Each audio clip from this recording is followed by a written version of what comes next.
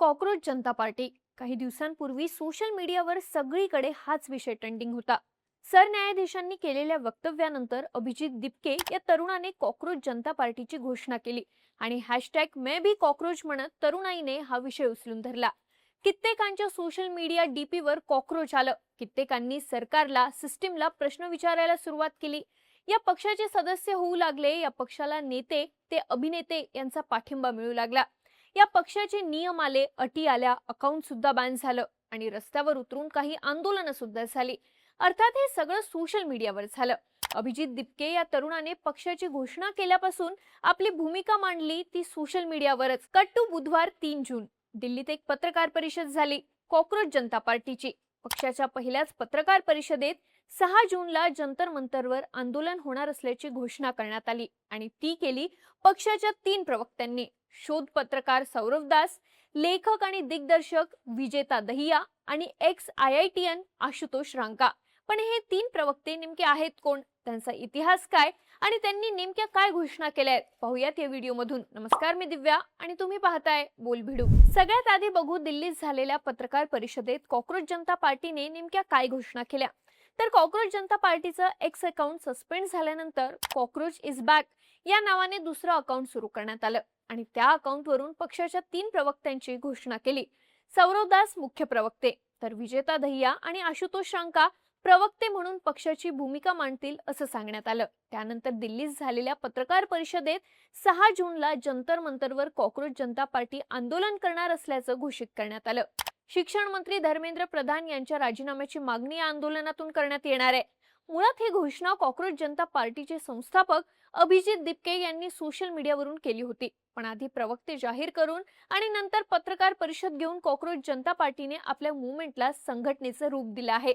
या पत्रकार परिषदेत CJPच्या प्रवक्त्यांनी जंतर मंतरला शांततापूर्ण आंदोलनांचा इतिहास आहे, त्यामुळे आम्हाला इथे शांततापूर्ण मार्गाने आंदोलन करण्यासाठी परमिशन मिळेल याची आम्हाला खात्री आहे. जर अमेरिकेतून भारतात आल्यावर अभिजित दिपकेंना अटक झाली तर आमच्या मागे आणखी जास्त लोक उभे राहतील. आमचा इतिहास काय आहे, आम्ही याआधी कोणासोबत काम केलं आहे हे महत्त्वाचं नाहीये, कारण आमचा लढा त्यापेक्षा मोठा आहे असं म्हणत CJPच्या प्रवक्त्यांनी जर धर्मेंद्र प्रधान यांनी आंदोलनाच्या आधी राजीनामा दिला तर या प्रश्नावर आम्ही 2 दिवसात काय काय घडतंय यावर लक्ष ठेवू अशी प्रतिक्रिया दिली. आता अभिजित दिपके हे पक्षाची भूमिका सोशल मीडियावरून मांडत असले तरी सोशल मीडियाच्या बाहेर स्वयंस्फूर्तीने झालेली आंदोलनं वगळता कॉक्रोच जनता पार्टी ग्राउंडवर दिसत नव्हती. पण या पत्रकार परिषदेमुळे आणखी 3 चेहरे समोर आले आणि तिघांची त्यांच्या इतिहासाची चर्चा होऊ लागली.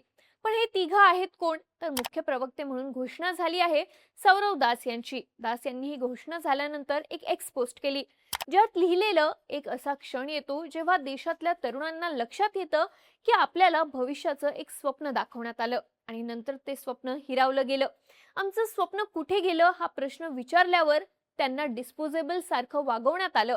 तेव्हा तरुणांना आपली चीड लक्षात येते. तो क्षण आता आला आहे आणि हे बदलायची वेळ सुद्धा. अब हम बोलेंगे, अब हम देश का भविष्य खुद लिखेंगे. पण मुळात सौरव दास आहेत कोण, तर दिल्लीत राहणारे मुक्त पत्रकार. 2020 पासून त्यांनी व्यावसायिक पत्रकार म्हणून काम सुरू केलं. त्याआधी 2017 मध्ये त्यांचं नाव चर्चेत आलं होतं, कारण कॉलेजमध्येच असताना त्यांनी माहितीचा अधिकार वापरून काही महत्त्वाची कागदपत्र जनतेसमोर आणली होती. यातल्या काही कागदपत्रांची देश पातळीवर चर्चा झाली होती. नॅशनल मीडियाने सुद्धा 18 वर्षांच्या मुलाने RTI वापरून मोठे खुलासे केल्याबद्दलच्या बातम्या दिल्या होत्या. दास यांनी पत्रकार म्हणून केलेले इन्व्हेस्टिगेटिव्ह रिपोर्ट, लिहिलेले लेख हे the Wire, the Hindu, the Caravan, Al Jazeera, news line magazine अशा प्लॅटफॉर्म्समध्ये प्रसिद्ध झाले आहेत. सरन्यायाधीश सूर्यकांत यांनी देशातल्या युवकांबद्दल केलेल्या टिप्पणीनंतर दास यांनी केलेली सोशल मीडिया पोस्ट बरीच व्हायरल झाली होती. या पोस्ट नंतर तरुणांच्या मनातली नाराजी मोठ्या प्रमाणावर वाढत गेली आणि कॉक्रोच जनता पार्टीला ताकद मिळाली असं सांगण्यात येते. दास यांनी कोविड-19च्या काळात या महामारी संबंधी माहिती देण्याच्या अपिलांवर लवकरात लवकर सुनावणी व्हावी अशी हस्तक्षेप याचिका हायकोर्टात केली होती आणि आपली मागणी मंजूर करून घेण्यात त्यांना यश सुद्धा आलं होतं. सार्वजनिक हिताशी संबंधित आणि सरकारने उत्तर देणं अपेक्षित असणाऱ्या प्रकरणांमध्ये ते न्यायालयीन लढा देत असतात. क्लायमेट ॲक्शन फ्रंट या संस्थेचे को-फाउंडर म्हणून हवामान बदल आणि नागरी प्रश्नांवर काम करतात. Complicit silence the courts role in India's quiet suffering हे आपलं पहिलं पुस्तक सुद्धा ते लिहित आहेत आणि आता त्यांच्यावर कॉक्रोच जनता पार्टीने मुख्य प्रवक्ते म्हणून जबाबदारी दिली आहे. तर प्रवक्ते म्हणून काम पाहणारं एक नाव आहे विजेता दहिया. राजकीय संशोधक, लेखक, चित्रपट निर्माते अशी वेगवेगळी ओळख असणारं नाव. काही मोठ्या युट्यूबर्सला कंटेंट आणि रिसर्च सपोर्ट पुरवणाऱ्या दहिया यांनी दिल्ली टेक्नॉलॉजी युनिव्हर्सिटीमधून शिक्षण पूर्ण केलं. त्यांच्या सोशल मीडिया बायोनुसार ते आपण भगतसिंग, स्वामी विवेकानंद, रोझा लक्झमबर्ग आणि बुद्धाचे प्रशंसक असल्याचं सांगतात. सोशल मीडियावर ते मोठ्या प्रमाणात ऍक्टिव्ह आहेत आणि वेगवेगळ्या मुद्द्यांवर भाष्य करत असतात. जातीवादावर प्रखरपणे भूमिका मांडत असतात. पण त्या पलीकडे त्यांची ओळख म्हणजे त्यांनी पॉवर ऑफ युनिव्हर्स आणि to health with that job अशी 2 पुस्तकं लिहिली आहेत, ज्यांना बेस्ट सेलरचा शिक्का मिळालाय. सोबतच दरारे आणि ओपरी पराई हे 2 हरियाणी पिक्चर आणि वेब सिरीज त्यांनी लिहिले आहे, डिरेक्ट सुद्धा केले. राजकीय भाष्य करणं, देशातल्या राजकीय आणि सामाजिक प्रश्नांवर मतं मांडणं, यामुळे त्यांची सोशल मीडियावर क्रेज आहे आणि आता त्यांना कॉक्रोच जनता पार्टीमध्ये प्रवक्ते म्हणून जबाबदारी देण्यात आली आहे. प्रवक्ते म्हणून काम पाहणारं आणखी एक नाव आहे आशुतोष रांका. मूळचे राजस्थानच्या जयपूरचे. त्यांनी IIT कानपूरमधून मटेरियल सायन्स अँड इंजिनिअरिंग मध्ये B.Tech ची पदवी घेतली. 2017 मध्ये ते IIT कानपूरमध्ये विद्यार्थी संघटनेचे अध्यक्ष सुद्धा होते. IIT मधून पासआउट झाल्यानंतर त्यांनी लंडन स्कूल ऑफ इकॉनॉमिक्स मधून पब्लिक ऍडमिनिस्ट्रेशन मध्ये मास्टर्स केलं. मास्टर्स पूर्ण झाल्यानंतर मॅकेन्झी अँड कंपनीमध्ये जॉब केला, ज्यात त्यांच्याकडे ऑपरेशन्स आणि मोठ्या कंपनीजचे स्ट्रॅटेजिक ऍडवायझर म्हणून जबाबदारी होती. काही वर्ष नोकरी केल्यानंतर रांका यांनी राजीनामा दिला आणि ते भारतात परत आले.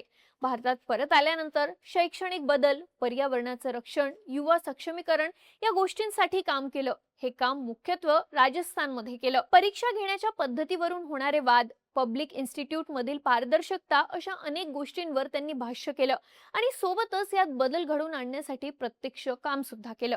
पण आशुतोष रांका यांची मुख्य आणि चर्चेत असणारी ओळख म्हणजे ते आम आदमी पार्टीचे राष्ट्रीय प्रवक्ते सुद्धा होते. कॉक्रोच जनता पार्टीचे संस्थापक अभिजित दिपके सुद्धा आपशी संबंधित होते आणि आता प्रवक्ते सुद्धा आपशी संबंधित असल्यानं भाजपने यावरून कॉक्रोच जनता पार्टीवर टीका केली आहे. या तिन्ही प्रवक्त्यांनी जंतर मंतरवर 6 जूनला होणाऱ्या आंदोलनात मोठ्या संख्येने सहभागी व्हा असं आवाहन केलंय. कुठल्याही आंदोलनाची आधीच परमिशन घ्यायची, 10 ते 5 या वेळेत आंदोलन करायचं आणि जायचं, हेच कल्चर आम्हाला बदलायचं आहे असा दावा सौरव दास यांनी केला असला तरी आम्ही शांततापूर्ण मार्गाने परवानगी घेऊ आणि मगच आंदोलन करू असंही सांगण्यात आलंय. मॅक्सेसे पुरस्कार विजेते सोनम वांगचुक ही या आंदोलनात सहभागी होणार आहेत, तर अभिजित दिपके यांनी आंदोलकांना दिल्ली विमानतळावर भेटण्याचं आवाहन केलंय. पण प्रवक्त्यांची घोषणा करत कॉक्रोच जनता पार्टीने आपण फक्त ऑनलाईन सेन्सेशन नसून ग्राउंडवर उतरणारा पक्ष आणि युवकांची संघटना आहोत याचे संकेत दिलेत. पण आता जंतर मंतरवर होणाऱ्या आंदोलनात नेमकं काय घडतं, या आंदोलनाला कसा प्रतिसाद मिळतो आणि धर्मेंद्र प्रधान यांच्या राजीनाम्याची मागणी मान्य होते का, हे पाहणं महत्त्वाचं ठरेल. कॉक्रोच जनता पार्टीचे प्रवक्ते, त्यांचा इतिहास आणि त्यांनी दिलेली आंदोलनाची हाक याबद्दल तुम्हाला काय वाटतं? तुमची मतं आणि प्रतिक्रिया आम्हाला कमेंट करून नक्की सांगा आणि अशाच माहितीपूर्ण व्हिडिओसाठी बोलबिडूच्या YouTube चॅनलला सबस्क्राईब करायला विसरू नका.